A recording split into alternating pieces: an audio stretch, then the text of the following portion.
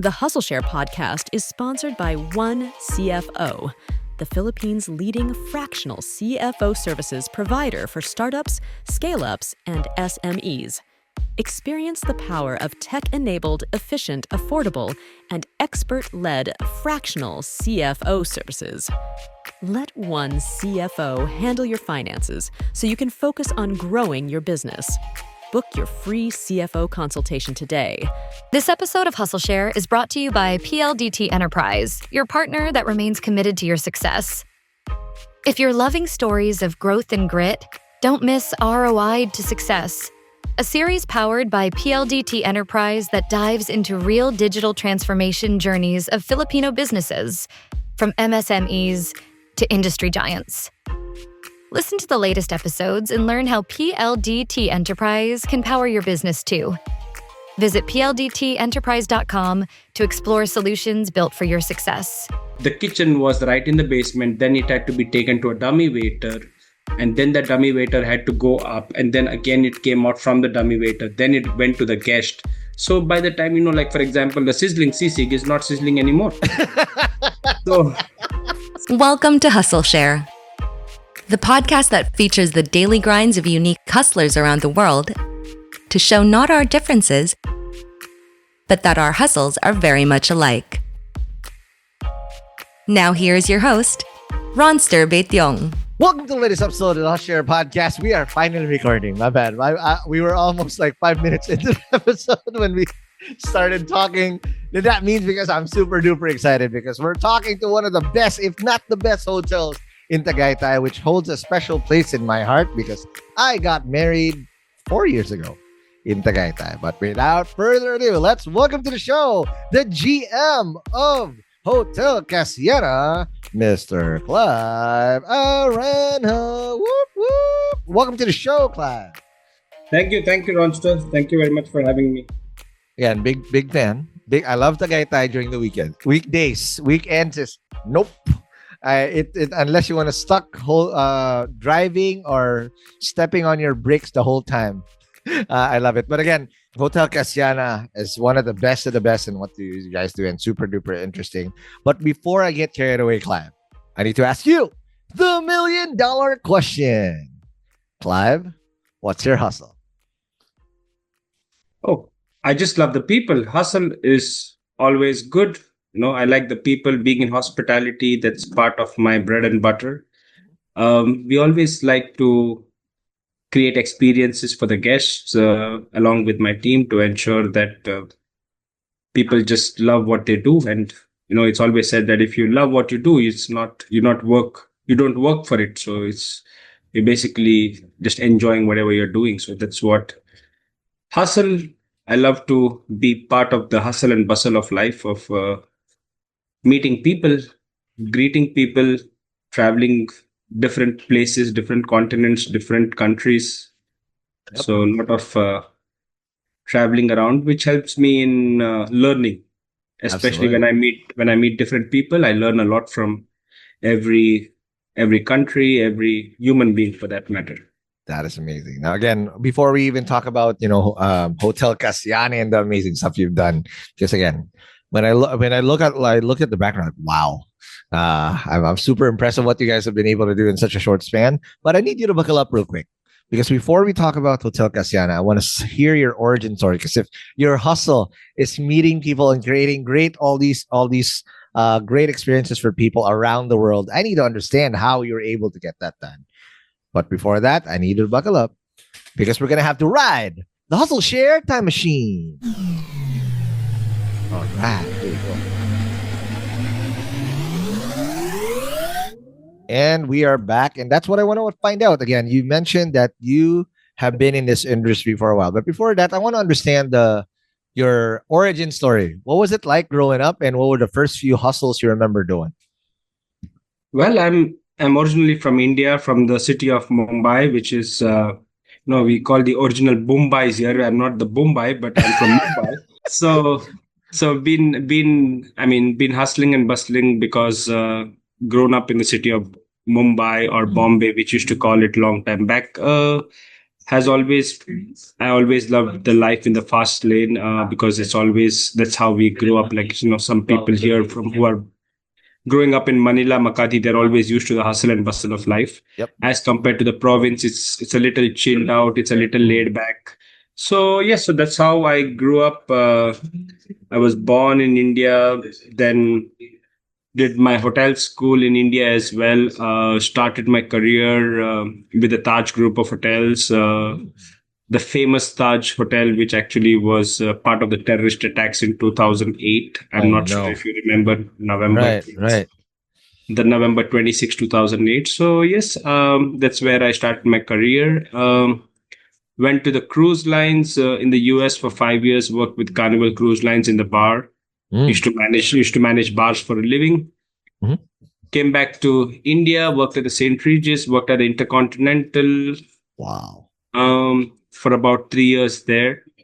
Then moved. In fact, in between all that, I also got married with a Mm. Filipino. Oh, okay. So you're Pinoy inside. Correct. Okay. I'm kind of half Batanguina, so that's Batanguino with the Bali song on the side all the time. Okay. So now we know why I have landed here in the Philippines. Yeah. So I've been coming here to the Philippines from 2012. I met my wife on the cruise ship in 2011. She used to Wow. be a bartender by profession, and Mhm. I used to also work in the bar. That's where we met. Mm. Fast forward 2017, we migrated to Australia. So we are Wow.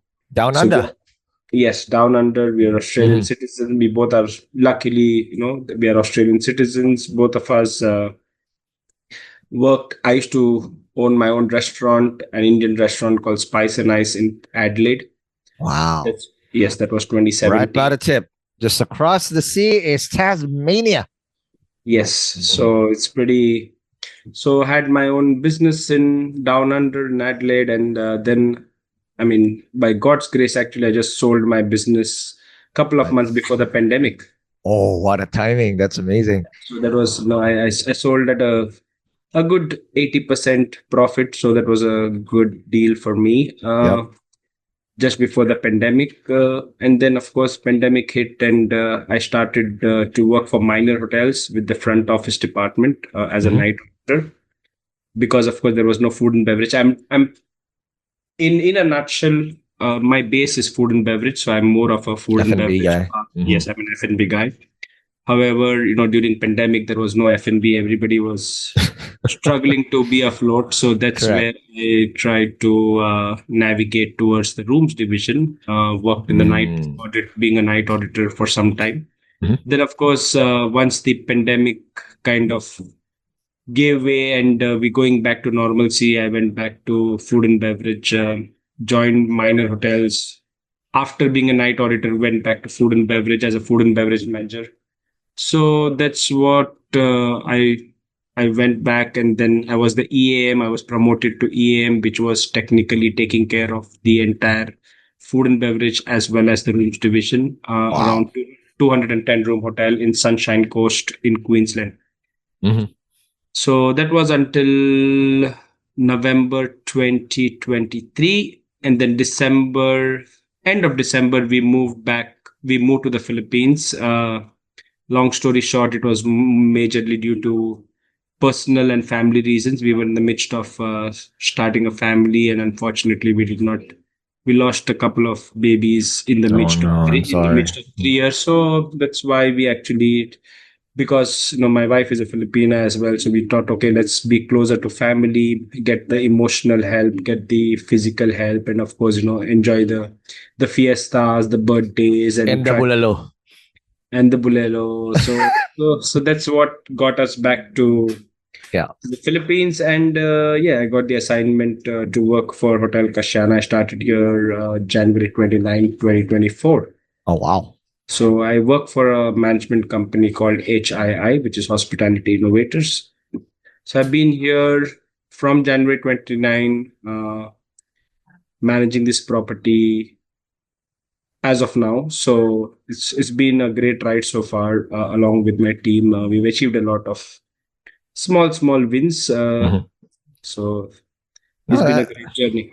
amazing, amazing. And but before we talk about, I mean, I love that you gave us our outline. I want to go deep into the weeds here because obviously it's a blessing when people start their career in one path and find continuity. Because a lot of people when they start their career, they're like, "Well, I don't know what the hell I'm doing. I don't like what I'm doing. I don't like my boss." There's so many reasons why they don't want to do that. But I want to understand two things. First off, where did the love for F&B and hospitality come from? And second, I want to understand at the very onset, like when you were still in Mumbai, in Taj, in the cruise line, what were the foundational skills that you remember acquiring very early on that you still use today? So, coming to your first question, the reason why I joined hospitality is that I used to have a neighbor besides my house Okay. who used to work for the cruise ships. He used to work for Oh, He used to work for Costa. okay. And then whenever he used to come for vacation, he's like, "Oh, I went to Miami, I went to Frankfurt, I went to Venice, I went to Hawaii." And that time I was in school, I was probably in fourth grade, fifth grade. Okay. So it really fascinated me that, wow, you can, you can travel the world, and then the best part is you're traveling the world and then you also get paid for it. Right. Absolutely. So that's like a double whammy. So like, Yeah. okay, and of course, traveling and being part with human beings, and I like people, to be honest, and that's why I'm in the business of hospitality. Yeah. And of course I love eating as well, so that's another reason why I'm in hospitality. So in that was my first brush with hospitality, which I was Mm, building castles in the air, trying to understand. Oh wow, you can go to New York, you can go to Miami, you can go to Germany, you can go to London and all that. However, when that's why I did hotel school. And then once I entered, I never had the chance to actually go to a five-star hotel until I started to work. right. So when I first went into the hotel business and actually worked in the hotel, Mm. that's when I realized that it's not all rosy and No. really nice that I look from outside. Everything looks very luxurious. Everything looks really nice. Right. However, the real story, when you go inside the hotel, and in the back areas, it's a very different ball game altogether. Totally. So yeah, so we only see the white collared, greatly ironed uniform staff and all outside with white gloves and all that. However, as soon as you go inside, you work in the dishwashing area, you work in the housekeeping, you start making the beds, you start only lifting the mattress itself. You understand that how heavy it is, how Yeah. much time it takes to clean the room, and how meticulous we have to be in the hospitality industry. So Totally. there are multiple facets of being a professional, which is actually great in hospitality. In terms of, I would say that the skills that we learn and earn Mm. in hospitality can be easily transferred to multiple other businesses, multiple other domains. Right. For example, if at the end of the day we all have to meet with people, until you're in like robotics or something, that's a different story. However, Or you're in AI. in AI. Mm. Mm. However, in general, life is, you have to deal with people. So hospitality is a great platform for us to learn, understand, and deal with different people from different walks of life, from different countries, from different upbringings, from different ethnicity. Mm. So those are the things that really help us to kind of grow in our respective career. And coming back to your second part, Yeah. It's skill stack. yes. So it's all majorly in terms of hospitality. Yes, we have to be masipag, for Yeah. sure. Okay. There is no two ways about it. Hustler. You Technically. have to be the hustler. Your integrity has to be good. You Right. cannot play, because there's always money involved. You have to ensure that you're not playing around with money. Mhm. You should have the passion. You should have the passion for hospitality. You should have the passion to learn new things, to earn your stripes, as we call it in the cruise ship. You need to earn your stripes. And of course, at the end of the day, you work as a team, which is a big part of working in hospitality, is to work in a team. we classify team. TEAM stands for Together Everyone Achieves More. So I love that. yeah, so that's what I will steal that from you. No, you're most welcome. I learned that when I was on the cruise ship, so I wouldn't I wouldn't want to take the credit for something that I don't know. So yeah. Right. Okay. But I'll remember that I stole that from you. There you go. Yes. Yeah. So I mean, at the end of the day, those are the skill set that we generally use on a daily basis. And of course, with when the team grows along with you, you also grow along with the team, and the business grows. So I mean, it's a win-win situation for everybody. So that's what is our agenda, and that's what is my mantra for success as well. I cannot go alone. It's always said that you can only go a little bit of a distance, but if you want to go far, you have to go together. Absolutely. That's an African proverb. There, I use that Yes. a lot. But I want to now understand one last part, Clive, before we take our first break. Yeah. A lot of people in F&B, I've seen this trope. They master a skill, they understand the game in and out, and whatnot. A lot of them that I know ends up, again, creating their own business, writing it out on their own. And the feedback that I typically get is that, okay, I think I know everything until I was the one cutting payroll.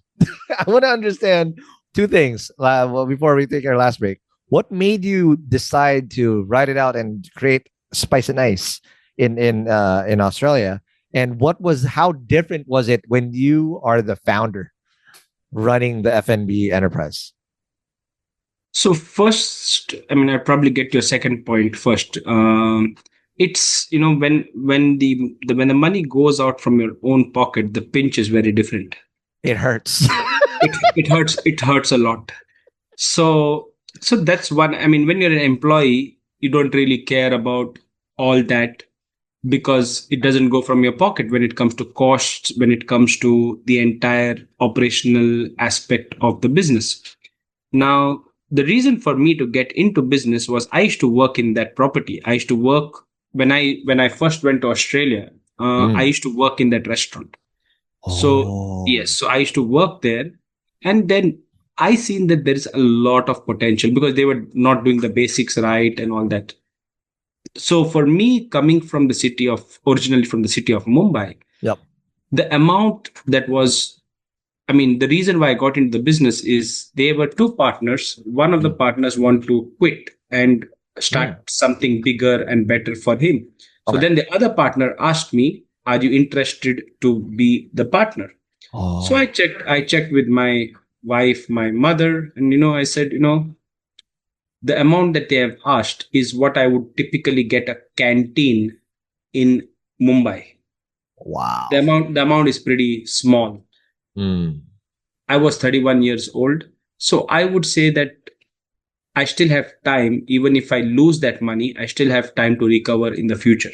Correct. So the risk was there. I mean, any business for that matter, there's always risk involved. Correct. However, the amount that was there, it was not that much of a problem for me to recover because I was very pessimistic when I entered the business. Although I know that at the back of my head that there's a lot of potential for it to grow. And I knew that it could easily be done.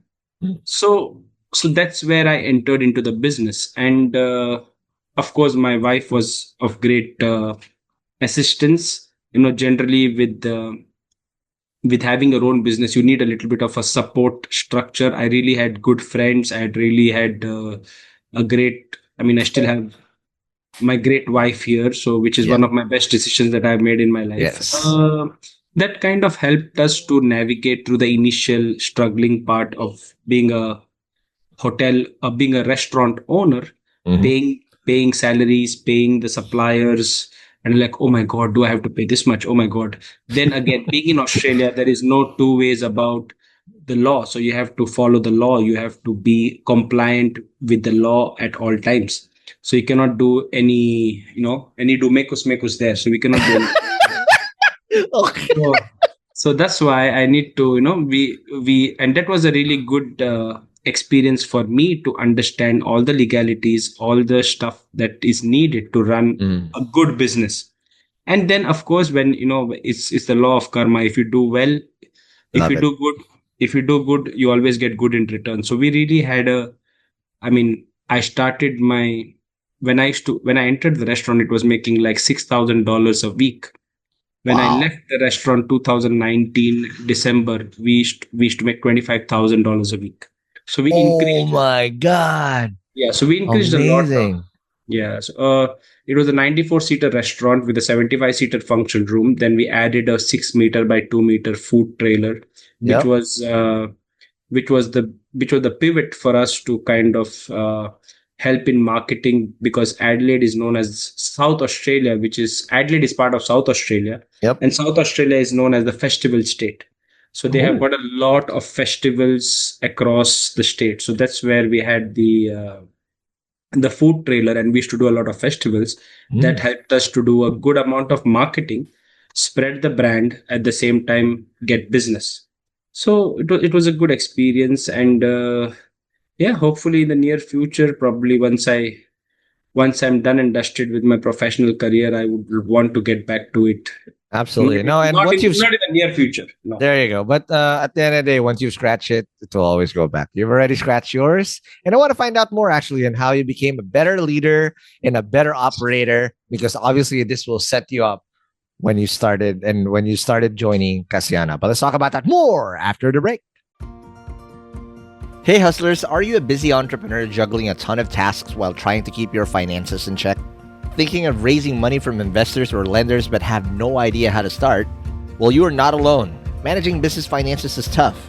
But don't worry, I got something for you. Introducing One CFO, the leading fractional CFO service and technology provider for SMEs, startups, and scale-ups in the Philippines. Whether you need help with financial management, fundraising strategy, or scaling up operations, their team of top-tier CFOs and their game-changing CFO tech platform have got you covered.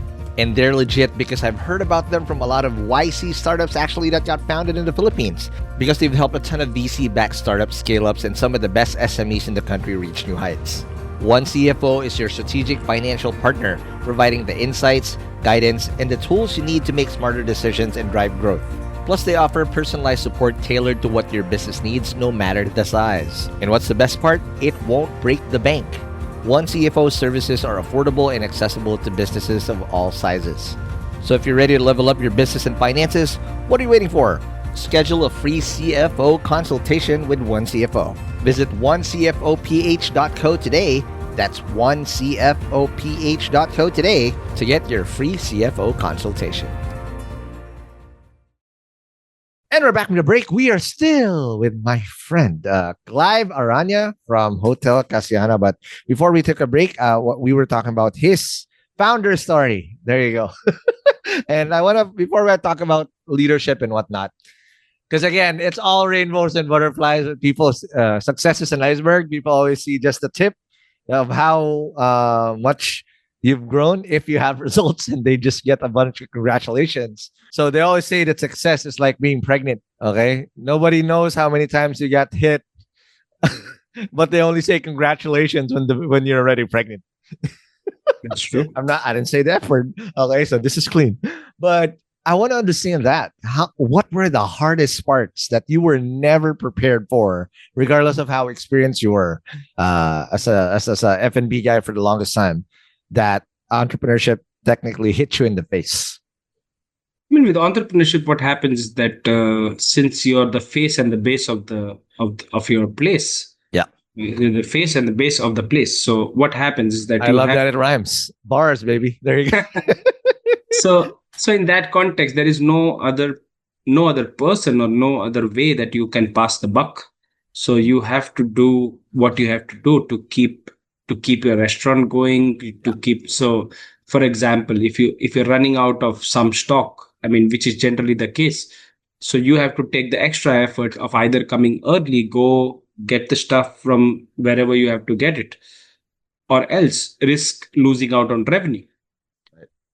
That's one. Second thing is that, say, for example, somebody calls in sick, somebody is not coming and whatever. there's no other option. You have to go and work. And that was the good thing for us, me and my business partner. He was the chef and I was the front of house. So we had we had really divided our responsibilities in a manner in which that we both are not overlapping each other. Right. At the same time, he runs his department, I run my department, and it was a mutually beneficial partnership. And that's what really mattered for us, and that's why it really worked. Of course, at the end of the tenure, there was some integrity issues and all that, which I had to go through my partner, because of my partner, and that's the reason why I left. However, it as karma is said, that then pandemic hit, and then unfortunately things went downhill very fast. So with entrepreneurship, everybody thinks that, oh, if I have my business, I can make money. That's not the real case. I would say that 80% of the business don't make the cut. Nope. So you have to know your market. You need to know your feasibility study. You need to know your market dynamics of what are the things that are needed, what will work, what will not work. And it's like, for example, if I want to change the menu, it's an expensive exercise as well. I need to change the entire menu. I need to do the printing. I need to make a food tasting for the new menu, for the dishes. Mhm. Then you have to make sure that there is no spelling mistakes in your menu and all those basics. And that my initial basics of hospitality that I learned at the Taj helped me to kind of make sure that I don't repeat any of the other run-of-the-mill restaurants who are around in the city, to be where the guests come and say, oh, you know what, maybe you have a spell, you need to be checking your menu. So that's kind of a embarrassing moment for us to, as owners and as entrepreneurs, to show that somebody else is coming and checking us and showing us what to do, which is not the real which is not how it should work. So in that context, entrepreneurship is something that I would say, in my CV of say 19-20 years, that's the biggest learning that I have had, especially paying money from your own pocket. Yep. Understanding the entire costs of every item that comes into your business. Yep. All the legalities in terms of government, like for example, we've got superannuation, we've got tax withheld, you've got the BAS statement, which has to be done quarterly. Then you have to pay GST. So all those things actually matter to run a business, and that's the same principle that I have used in my current hotel that I manage here in Hotel Casiana, because I treat this hotel as my own business. Mm-hmm. And of course, in that context, I make money for the owner, for the management company, and along with my team, of course. Mhm. And of course, I get compensated back in return from the owner and from the management company. So No, I love it. And then nothing preps you to run a business, especially if you're going to be doing it for somebody, again, than your own. Because at the end of the day, the stakes are so high, and every single line item in your P&L, on whatever unit economics and whatever thing that you can manipulate to increase margin or increase sales matters, because sometimes that extra line item can be literally the make or break of what you can afford and cannot afford, or even make payroll, right? on ones that are lean. But one last thing before we talk about Hotel Casiana, because you mentioned that you treat Hotel Casiana as if it's your own, which is great, because again, your own business prepped you for this. But I want to know how you've evolved as a leader, because obviously different when you're a manager, when you become a founder, and obviously now you're running Hotel Casiana. But how did you evolve as a leader, and what are those things you had to learn the hard way, become a leader, especially when you were a founder? I would say relates to being a leader. Yes, I mean, my first quest of being a leader was when I was into restaurant management way back, I would say 2008. Yeah. So that's a long time back. But then what happens is that over the course of the years, the leadership style, the management style keeps on evolving, keeps on changing based on circumstances, based on your position, based on your department, based on what kind of business you're managing. For example, when I started my career at the Taj, everything was luxury, everything was very strict, everything was SOP driven, everything was procedure and standards driven. Mhm. But when I went to the cruise ship, it was more about man management. It was more about understanding people from Mhm. different countries, different walks of life, different ages, how what are their likes, what are their dislikes. So imagine, like, I was 23 years old when I was on the cruise ship, and then I was managing a 60-year-old bartender from Jamaica. Wow. And and then suddenly you're going to hear, oh, my friend, before you want to correct the bartender, and then the bartender says, you know what, my friend, before you were born, I was already in the cruise ship, so don't tell me what to do. So in that context, we have to kind Mhm. of evolve and understand, empathize, sympathize, Correct. and kind of adjust majorly our way of thinking, our way of functioning. Mhm. So in that, what happens is that we are really looking at we are we are really looking at having not a specific management style, but it's not all the time that the team has to adjust to me. I Yeah. also adjust to the team. For example, when I came from Australia to Philippines, it's Mm. a different ball game altogether. In Australia, we don't have the liberty of manpower. Everything is very scarce. Yep. However, in Philippines, yes, we are blessed with manpower, and people love their jobs, people want to keep their jobs, people appreciate their jobs. So then it's more about me getting into the innovation part, getting into the upselling part. I don't need to teach a Filipino how to be hospitable. That's That's natural. automatic. Yeah. That's natural. So what I need to explain to them is that what are the business decisions that can be made to help to improve, say, operational efficiency, to increase our revenue, to decrease our costs. Yep. And those are the things that would probably need help and guidance on. But with relation to customer service, with relation to being polite, that's normal. That's just natural for the staff. So I don't Correct. really get into those soft skills. However, it's more about strategy. It's more about trying to guide them, understand, making them understand what is right, what is wrong, and look at the bigger picture and help them to grow in their respective positions, in their respective careers. Because at the end of the day, I feel that I would always want to give a chance internally in my hotel for any position than hire from outside. Makes sense. Until unless I don't have any suitable candidates, yes. But generally, I would love to give a chance internally inside the hotel for people to perform, for people to actually accept more responsibilities. In that context, we can really look at the growth in the team, and then when the other staff see, oh, there is growth happening inside the hotel, then they try to strive and put in the extra mile to kind of showcase their talent. And sometimes, we just have to, as leaders, we have to just give platforms for people to perform. People are scared sometimes, so we just need to not really coach them, but guide them and motivate them, and just show them the way, and then they're happy to follow it. No, absolutely, totally agree.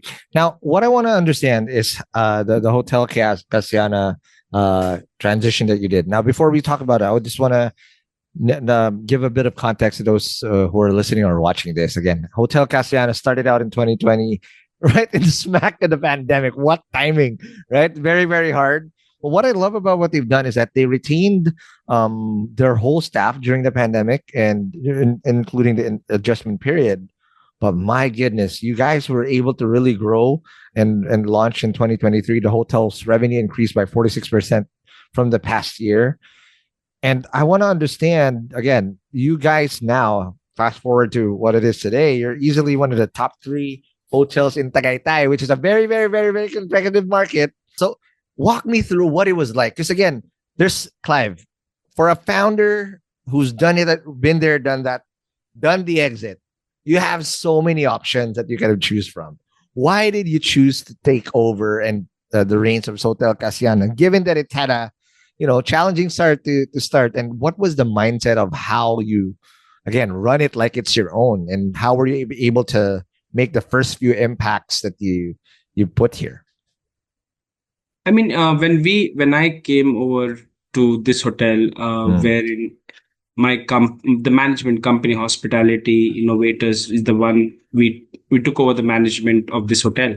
Mm. I wouldn't say that it was run down. I wouldn't say that it was bad, but I just thought that there is plenty of room for improvement. Let's put it like that. Makes sense. So in that context, for me as a leader, it's a little bit easier for me to actually take take a property which has got lots of it's got a Upside. lot of scope for improvement as Mhm. compared to a hotel which is running beautifully well. So there's not much scope of improvement there. Yeah. So with the addition of, say, the function center that we had, Mm. we really had the chance of attracting more and more groups, events, functions. So that really kind of helped us to increase our revenue, increase our footfalls. Then we also collaborated with Department of Tourism Tagaytay in fostering a good relationship locally. Okay. And also we did some expos, which is we did the Weddings and Beyond Expo on April 5th and 6th, which really helped us to kind of enhance our brand. In fact, Mhm. we've just going to sign off in October. We're getting another Weddings and Beyond Expo. So I mean, the idea was to kind of build on whatever was already there, Mm. and just make sure that the team is supported. My Mhm. job as the general manager is to make the team's job easier. I'm not the Right. one going to check in the guest. I'm not the one going to make the room, but my job is to make sure that I provide them the tools of the trade, the trainings, the support that is needed to do Mhm. their jobs, so that Right. they feel that it's important for them to be appreciated. Okay. Last question before we take our last break. Yeah. When did the sarap come in? So I don't know if you understand what sarap means, which is tastes good, or the good feeling of sarap is like this. It tastes good, Sarap, yeah, right? Yeah, masarap. Yes, yes, yeah. yes. Sarap. When did the sarap kick in running Hotel Casiana when you're already doing it? Because of course you've seen what sarap feels like as a founder, as a business owner, or as a F&B guy prior. But when did you start feeling that, and when was this cat satisfaction kick in, seeing your team thrive? I would say that in the first 3 months were more of ensuring that the operations are smooth.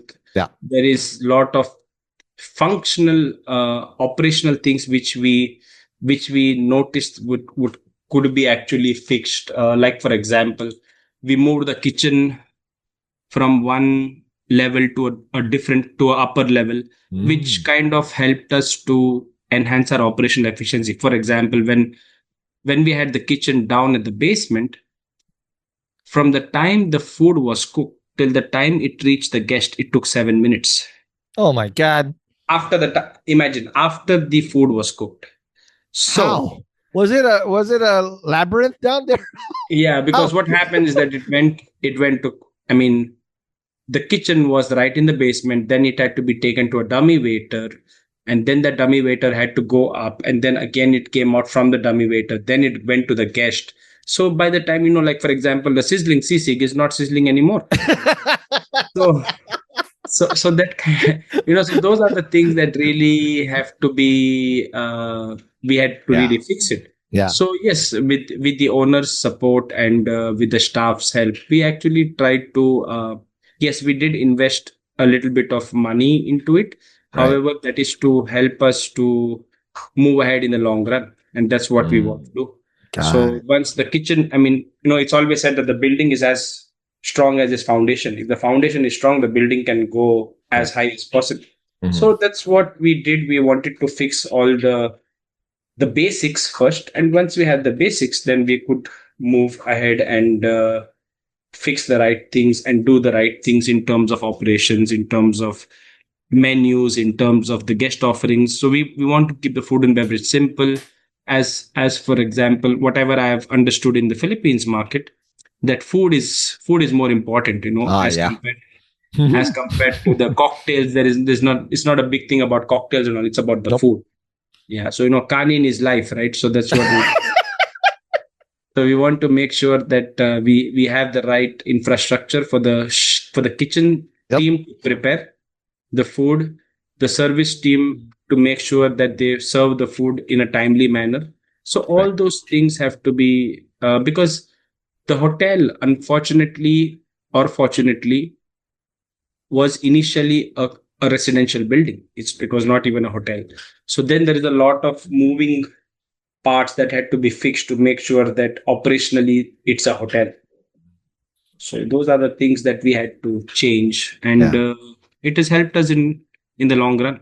Yeah, and I'm pretty sure that's where the setup comes in because, again, as an entrepreneur, I mean, as a founder myself, 9 times out of 10, it's chaos.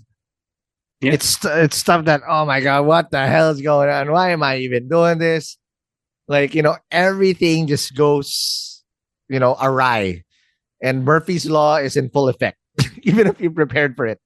But that one day where everything comes into place and all the stars align and everything that you prepared for actually happens the way you thought it would be. Yeah.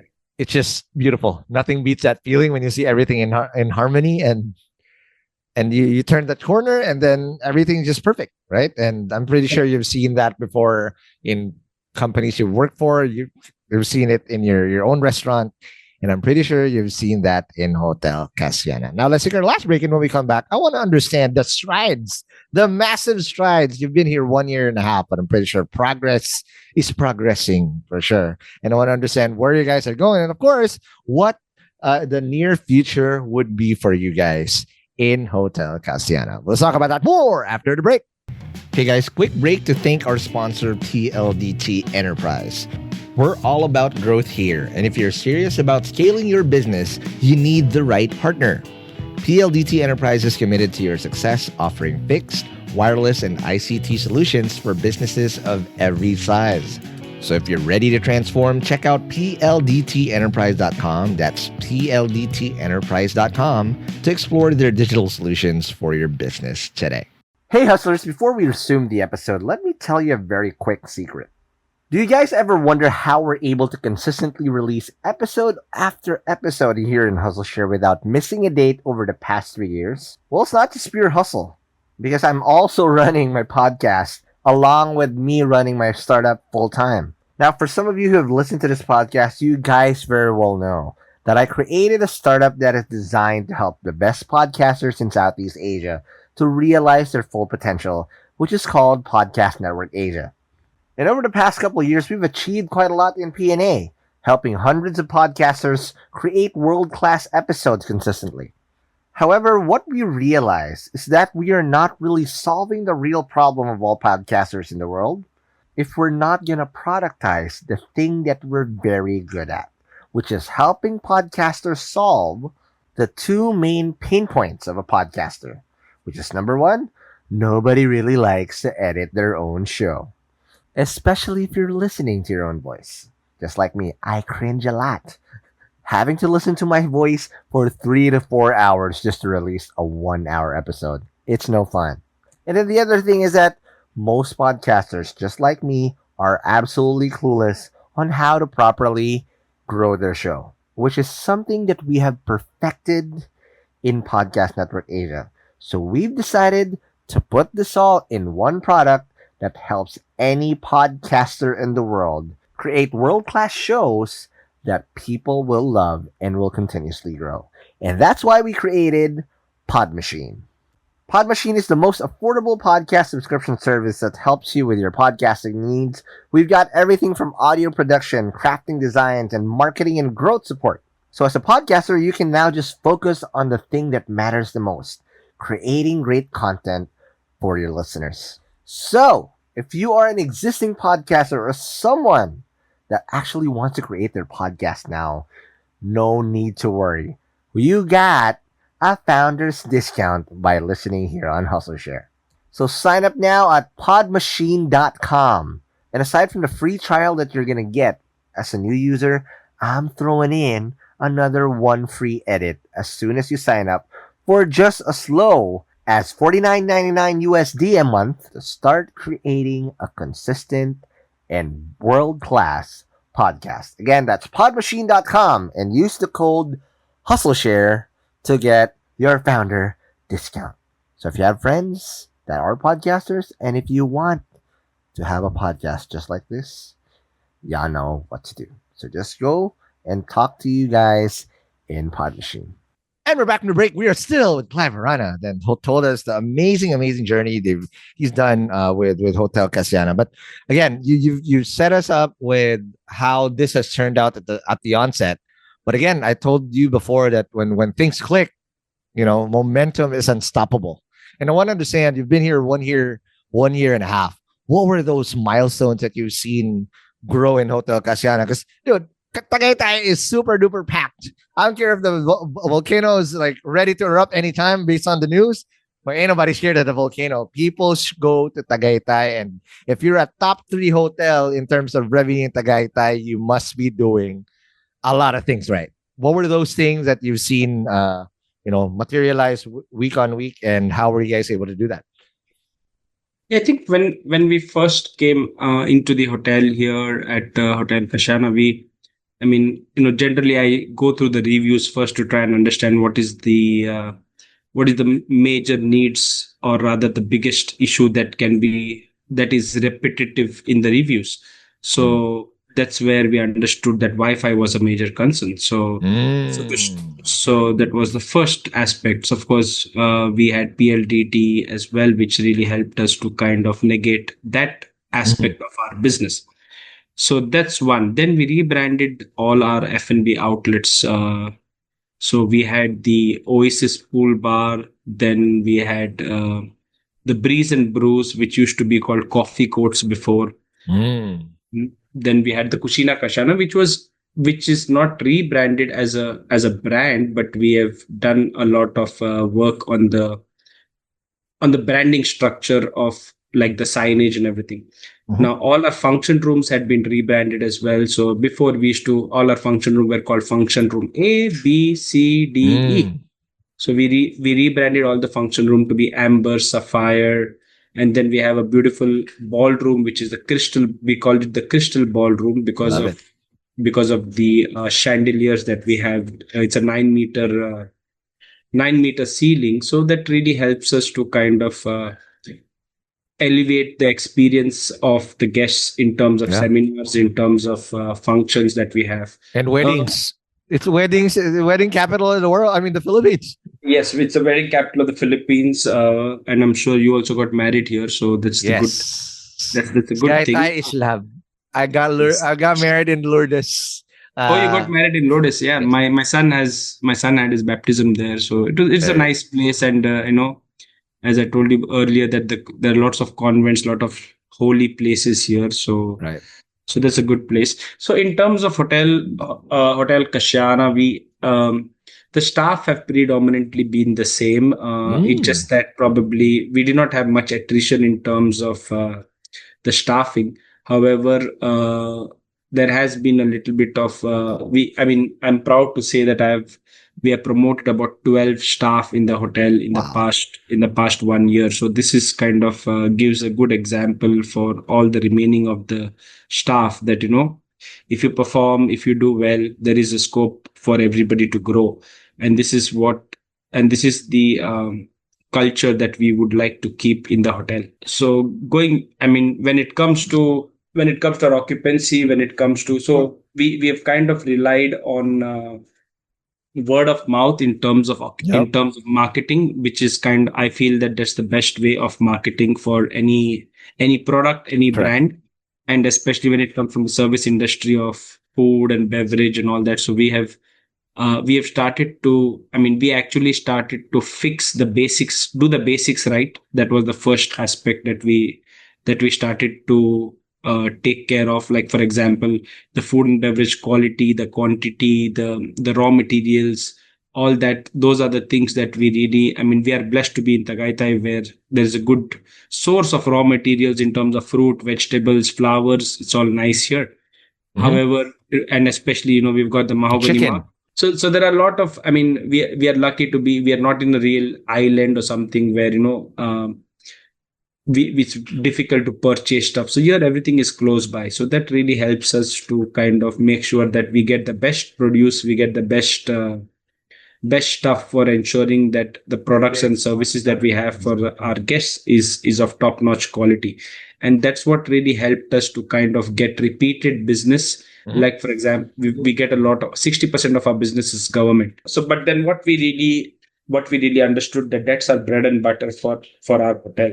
Correct. So we need to ensure that we take care of every guest that comes into the hotel in terms of any requirement.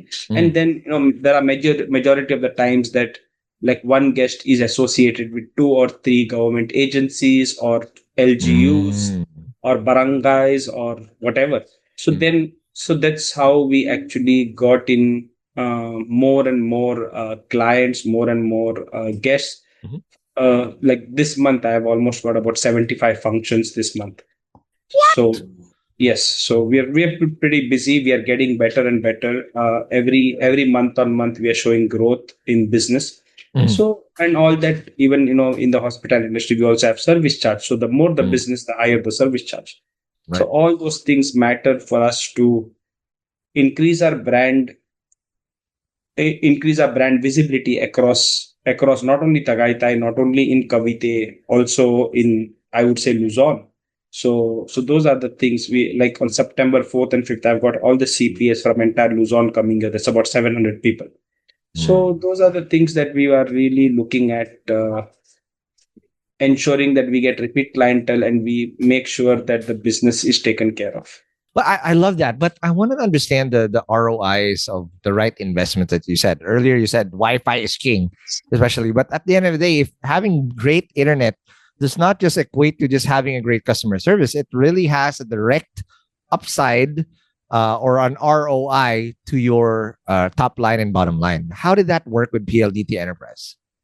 I mean, with PLDT Enterprise digital solutions such as iGate, we have grown our online bookings to 12% of the total yearly bookings that we get. Wow. Also, yes, it's been really good. It's a great association for us, and also we've done nowadays, we not with AI yet. However, we are more into the QR codes and all that. So everything needs Wi-Fi. Everything needs. I mean, we don't want to use paper as much as possible. We want to be sustainable. We want to be environment friendly. So those are that's the direction that we are heading towards. And of course, PLDT has been a great help for us to digitizing our business. Got it. And you mentioned something earlier about making it word of mouth. Can word of mouth, yes, sometimes cannot be controlled because you're at the mercy of who's about to share a good word of mouth about you.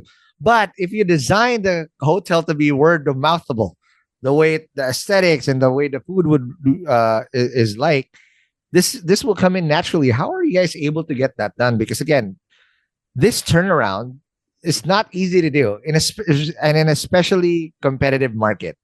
Again, 3-4 years ago during the pandemic, I was sifting through every single possible thing that fit my budget back then. But man, everybody put their best foot forward. But you guys are still able to do the virality and the word of mouth machinery pretty well. Was there any technique of how you're able to get don't share too much because the other hotels might copy it, but was there something that you do to ensure that there's an initial word of mouth or proper word of mouth? Because I'm looking at it online and you guys are all over the place. And this means there's organic traffic that people really refer to you to make this work. I think, Ron, we would like to, I mean, we stick to the basics first. We try to build on the basics. We want to give value for money for the guests. We don't want to make it just because we are a hotel, we are not approachable where anybody cannot come. So even our coffee price is the same as Starbucks prices is I would say, in fact, a 10 peso lesser than that. So then what happens is we are quite pocket friendly. At the Right. same time, we give value for money in terms of the amenities that we have, in terms of the finishing of the hotel that we have. Like for example, we are one of the few hotels in Tagaytay whose smallest room is 40 square meter. Wow. So 40 square meter is pretty a sizable room for a couple to stay, or even for a single traveler, or even for that matter, even a family of four can easily stay there. So those, of course, we've got the heated pool here. We've got it's like a one-stop shop for all needs. We've got the kids club here. We've got the spa here. Mhm. So we've got the carousel here as well, which we are the only hotel that has got a carousel. So those are the amenities and the things that we have to ensure that the guest doesn't really have to go out. At the same time, they're not burning a hole in their pocket by spending a lot of money. Like for example, my base room on a weekend can go up to like 4,600, Wow, 4,800. that's still okay. Yeah, which is okay along with breakfast. So Yeah. along with the buffet breakfast, which is quite competitively priced. The idea Absolutely. is for us to not be, we target the lower middle class, the middle class, and the upper middle class, which is a sizable chunk of the Absolutely. Filipino population. Mhm. So we are in the process of increasing our revenue and our footfalls I would say day to day, month on month, and year on year. Yeah. So the idea is for us to ensure that we are the preferred business here in Tagaytay in terms of, so we are not really located right in the heart of Tagaytay, like in Olivares or somewhere where there's so Yeah. much of hustle and bustle. Yep. We are a little far away, but not that far away. We are quite accessible as well. What other venues are you close to? Yeah, so we've got, we're quite close to the Mahogany Market, which is about 200 meters away. Then we've got a kilometer away, we've got the Sky Ranch as well, Woo-wee. which is quite a family destination for Yep. all the kids to come, especially. The weather, we've got the Starbucks Hiraya, which is a big crowd puller for some reason. I've seen people. I've never seen Starbucks. I've never seen Starbucks Hiraya without a queue. I don't know what they do and how they do, but It's I the would love view, to- man. It's the view. That's it's the it. view.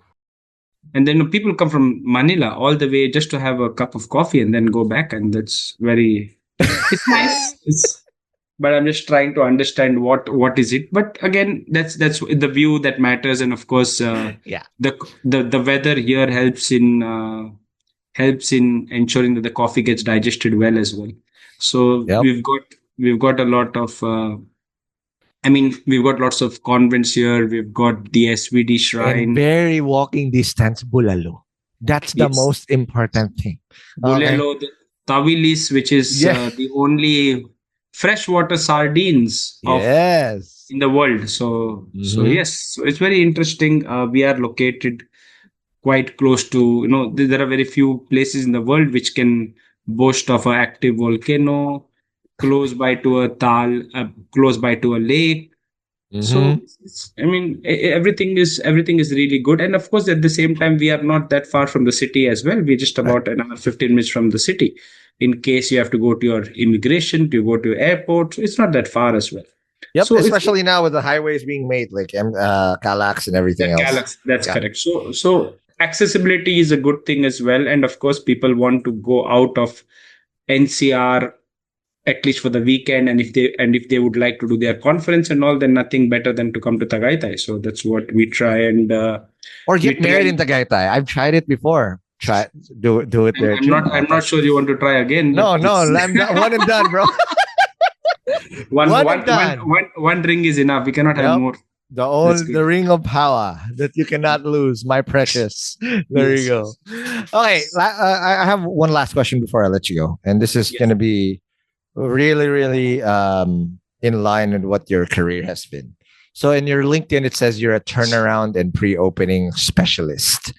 A lot of people, especially first-time entrepreneurs, again, you said it, 80% failure rate. I'd reckon it's higher. It's probably 90%. Most people fail, right? Because entrepreneurship is not easy. But if you are a turnaround specialist, that means you see opportunity in downtrending businesses where you can turn around and do exactly what you've done with Hotel Casiana, right? Put it where it's supposed to be. What are your tips for those? Because it can be, some founders probably just don't see the other side of how they can do that. Or is there a method to how to turn around a business who some people think, or even probably founders think, that are on the downside now? I mean, I would say that there is no secret recipe, or there is no recipe for a so-called turnaround, or something that needs to be fixed. I mean, we need to probably go through the entire process of a SWOT analysis first, try to understand what are the strengths, what are the weaknesses, where are the opportunities, Yep. how can we negate any threats. So in that context, we need to find, I mean, as it is always said, that it's easier to get to number one, but it's very difficult to stay at number one. Yes, when the target's on your back. Yes. So in that, I mean, generally, if there is a scope for improvement, like for example, we had a partnership with Carmen's Best for ice cream. So then what happened? I mean, we really don't have to do much. We just have to tap the right resources, Right. to get them. And then, we make about, say, I order about close to 50,000 pesos of ice cream per month. On your own? On just right from the hotel. Okay, I Yes. thought it was on your own. Like, whoa, what do you do with all that? So in that, what happens is that this is an offering, which is an upselling item for Yeah. any guest to come, which was not part of the menu. And that's premium, by the way. That's what they serve in Philippine Airlines. Absolutely. So it's a premium product. It's a good product to be associated with the brand. Correct. So then what happens is that it also I'm not. I mean, like Mr. Paco Maxisai, who is the owner of Yep. Carmen Shout Fest. out Paco. It's a good friend of mine. Oh yeah, okay. Yeah. He's a good friend of mine as well. So we are not insecure about our respective brands, but we want to nurture a place that we can both grow together, and that's what we are here for. I mean, it's not about only myself, or it's not only about Hotel Casiana. It's also for them to grow as well. So, wherein in that context, if it's a win-win situation for both, then the results multiply very quickly. So that's what I mean. If you have a good heart at the right place, and if you're working hard and you're loyal, I think those are the first parameters that needs to be checked. And if you do that, of course, there are opportunities that lies everywhere. You just need to tap them. And I would say that the staff actually are the biggest contributors to kind of giving us solutions for anything and everything. We think that, we are managers, we will be the one giving the solution. That's not the case, to be honest. It is the staff who are there on the shop floor, who know the actual problem, but they are so shy, or they are so scared to even share the problem. And that's what I try to do, is I try to get the best out of them by including them in decision making. So then what happens is that we really want to understand that what's the need for any decisions, anything that needs to be changed in the hotel. For example, we have got a kids club here. So now if in case any items that need to be added for the kids, I'm not a professional in terms of understanding the kids club market really well. Yep. So I go to the kids club attendant and I ask her, okay, what will work? So then she's give me ideas. Okay, these are the things that, yes, but then I also give her the credit that, she's the one who suggested that this can work. Then I'm not the one who's going to take the credit. Because I did this. No, it's not about me. It's always about the team. It's always about we. It's not about I, it's always about we. So that's very important for us as a team. And I cannot run this hotel alone. It's always along with the team. So multiple moving parts, multiple departments, multiple people. So all of them are aligned to one goal of ensuring that the hotel actually does well. And we are also opening another hotel next year in Mexico, Pampanga. Whoa. Which is a Casiana as well, which is a 264 room property. That is amazing. All right. I'm super excited. And I'm pretty sure you're going to be doing a lot of what you did there in Tagaytay in Mexico. Pampanga. Not in Central America. Yeah, you don't need visa to go to Mexico. You just need to pay toll. That's it. Yes, Good. in NLEX. All right. Thank you so much for such an amazing episode, Clive. But before I let you go, invite people over if they want to or reach out to you. And again, visit Hotel Casiana. Where do they go and how do they do that? I mean, Hotel Kashana is actually located right in Tagaytay, very close in the heart of the Tagaytay city. It's on 5915, the Tagaytay Nasugbu Highway. So anytime, every time, everybody is welcome to hotels. You can to the hotel. You can actually have your conference here. You can have your seminar here during the week. Any functions we can cater to guests from 8 to 800. So that's no problem. Ooh-wee. There you go. Yes. So that's one. And then, of course, during the weekend, if you want to come and unwind with your family, you're more than welcome to come and unwind with your family. And of course, you can eat a lot of bulelo, you can eat a lot of tawilis. So that's what we are famous here for. And of course, Kapeng Barako will be a part of it as well. So yes, so it's a great place. I've loved my journey here so far. It's about a year and a half. And hopefully we continue the same. Yeah, I think PLDT is going to send me there now to really experience Most Hotel Casiana very, very soon. Great. It's 1 hour away from my home in Etibac.